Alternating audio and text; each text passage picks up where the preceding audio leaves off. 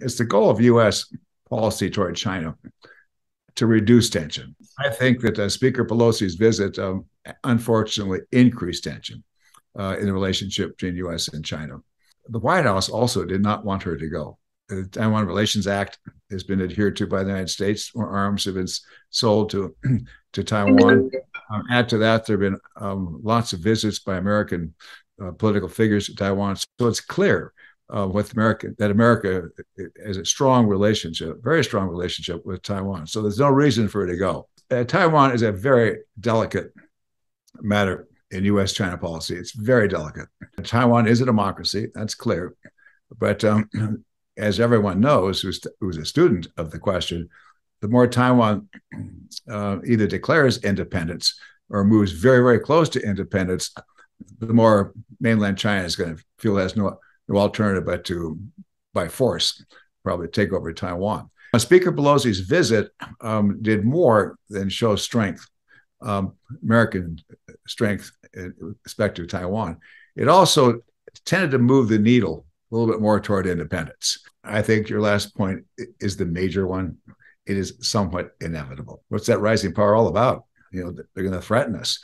And the rising power is feeling confident. I saw some of these changes beginning to occur when I was serving the U.S. over in Beijing in 2014 to 17, when Xi Jinping as president was clearly gaining his confidence.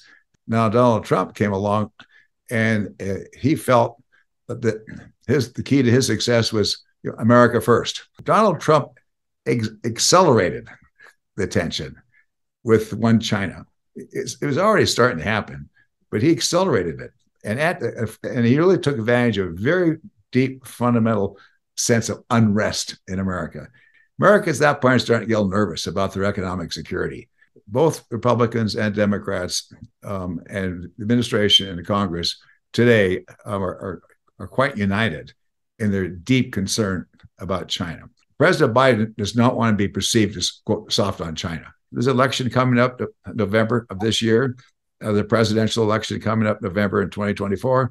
And a lot of this is politics, it's domestic politics. And that has a lot to do with the tension in the relationship. There's so much tension between the two countries, and it's wrong.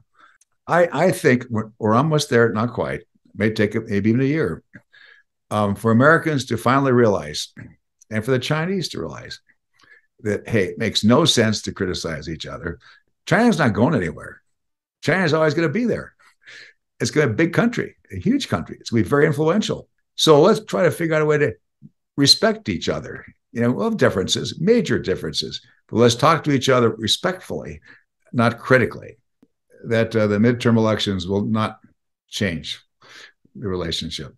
It just won't.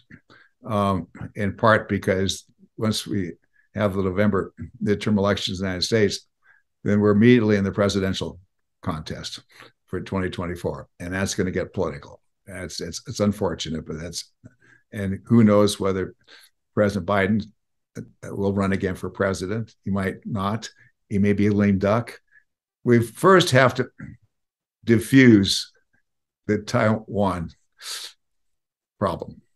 We got to reduce tension over Taiwan. That's the biggest problem our two countries are facing right now, Taiwan. All three parties, U.S., China, and Taiwanese, have to say, well, wait a minute here. Let's kind of be careful with what we do or what we say, because we don't want war. That takes a lot of cool, calm thinking on the part of Xi Jinping, Tsai Ing-wen, as well as Joe Biden. These dialogues, I mean, they're kind of formalistic.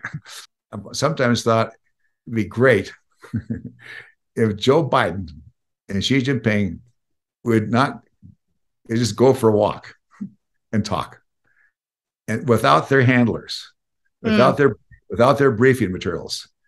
President Biden, President Xi Jinping, kind of together alone, and go just start talking about this. And if once they start talking about all this, I'm quite confident that it'll move more towards, say, how do we get better along here?